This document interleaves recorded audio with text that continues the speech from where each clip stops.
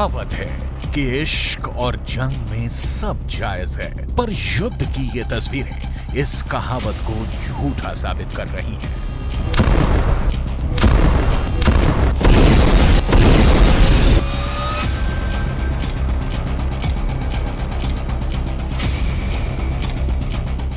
आशियाने खंडहर में बदल गए हैं।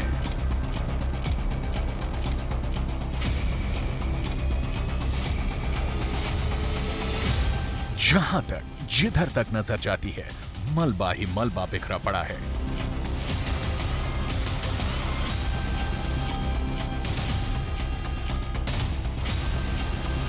बमबारी और हमले के बाद की ये तस्वीरें लोगों का दर्द बयां कर रही हैं।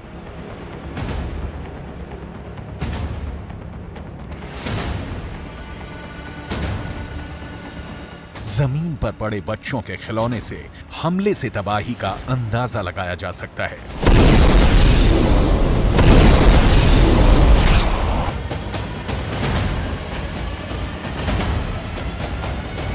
इमारतों की ढेर से निकलती ये लाशें युद्ध का मंजर बता रही हैं। ये तस्वीर कहीं और की नहीं बल्कि गाजा के शरणार्थी कैंप नुसैरात की है। इजरायल पर आरोप है कि उसने सेंट्रल गाजा के शरणार्थी कैंप पर हमला किया है, जिसमें 18 से ज्यादा लोगों की मौत हो गई है। हालांकि इजरायल ने इस पर कोई टिप्पणी नहीं की है। इजरायल ने गाजा पर यह हमला 23 दिसंबर की रात में किया।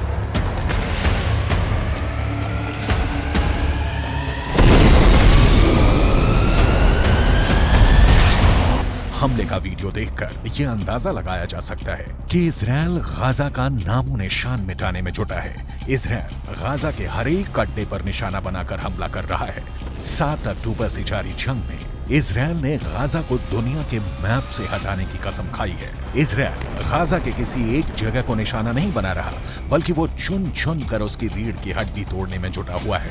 इजरायल ने गाजा बॉर्डर पर मौजूद रफा कैंप पर भी 24 दिसंबर की रात 2 बजे के आसपास हमला किया, जिसमें कई लोगों के घायल होने की खबर है। उत्तरी गाजा की बड़ी इमारतें हों या दक्षिणी गाजा के कैंप, इजरायल सबको मलबे में मिटाने की कोशिश में लगा हुआ है। في حوالي الساعة 2 قامت الطائرات الإسرائيلية بقصف منزل عمر أبو العوف. فأثناء القصف يعني كل المنطقة صحيت على القصف، فجينا نجري فشفنا الدمار اللي أنت شايفه يعني وهذا بيت دار عمي، فكل هيتهم كان فيه ثلاث إصابات، فقمنا بإنقاذهم وتم انتشال شهيدين। इजरायल ने गाजा को पूरी तरह से घेर लिया है। वो दक्षिण से लेकर पश्चिम और मध्य गाजा में हमला कर रहा है। नुसैरात रफा से 32 किलोमीटर की दूरी पर है। गाजा की हालत अब बहुत नाजुक है। इजरायल अपने ऊपर हुए हमले का बदला लेने में पीछे नहीं हटेगा, और शायद यही कारण है कि वो आम लोग और सैनिक में फर्क नहीं कर पा रहा है। इजरायल ने साफ कर दिया है कि वो जब तक हमास का नामो निशान नहीं मिटा देता, तब तक वो शांत नहीं बैठने वाला। طلعوني من تحت الانقاذ وودونا على ابو يوسف النجار. قاموا باللازم اللي هناك، الله يحميهم يا رب. ودمار يعني الصغار يصوتوا، النفسيه تدمرت عند الاولاد، اصابات مرميه في الشارع. يعني طلعنا معايا، انا طلع كمان 3 اطفال طلعوا معاي، غير في مره كمان تصاوبت।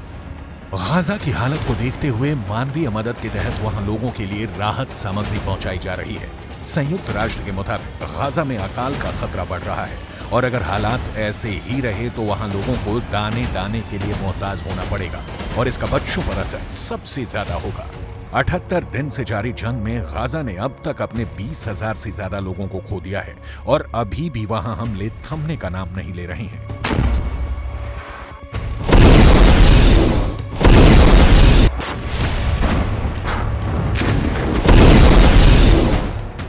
IDF यानी इजरायली डिफेंस फोर्स के प्रवक्ता की ओर से कहा गया है कि गाजा में भारी मात्रा में हथियार हैं।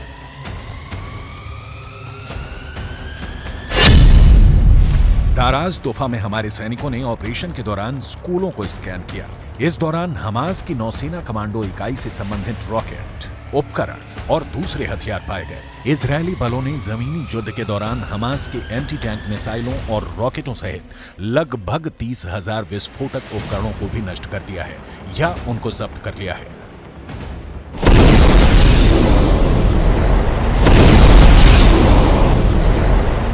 पर अब बड़ा सवाल है, आगे क्या?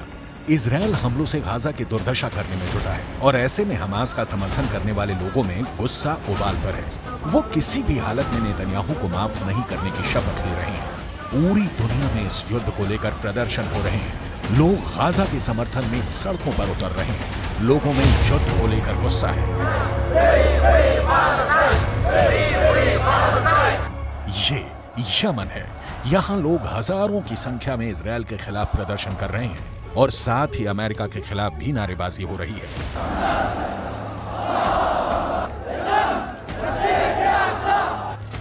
वहीं जकार्ता में भी लोगों ने अमेरिकी एम्बेसी के बाहर खड़े होकर जमकर नारेबाजी की और फिलिस्तीन का समर्थन किया।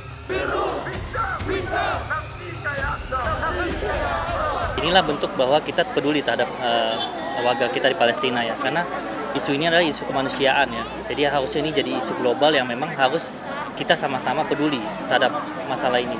Dan sampai saat ini penjajahan fisik yang terjadi di seluruh dunia. Israel Hamas युद्ध के दौरान पिछले 24 घंटे में मारे गए लोगों की बात करें तो यह आंकड़ा करीब 200 के करीब है। इसको लेकर अमेरिकी राष्ट्रपति जो बाइडेन ने इजरायली प्रधानमंत्री बेंजामिन नेतन्याहू को फोन किया और हालातों के बारे में जानकारी ली है। गाजा में इजराइल का आक्रमण हाल के इतिहास में सबसे विनाशकारी सैन्य अभियानों में से एक रहा है, जिसने गाजा के 2.3 मिलियन लोगों में से लगभग 85% लोगों को बेघर होने के लिए मजबूर होना पड़ा है। संयुक्त राष्ट्र और अन्य एजेंसियों के इस सप्ताह एक रिपोर्ट के अनुसार गाजा में आधे मिलियन से अधिक लोग यानी आबादी का 1/4 भूख से मर रहे हैं। हमास की करतूतों का नुकसान आम फिलिस्तीनी मौत और तबाही के तौर पर भुगत रहा है।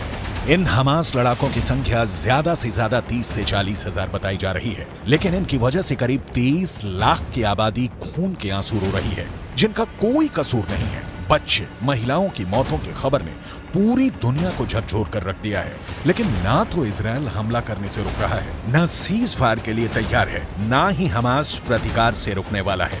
इस बीच गाजा है जो जल रहा है, दिन, हफ्ते, महीने और अब तो साल बदलने जा रहा है।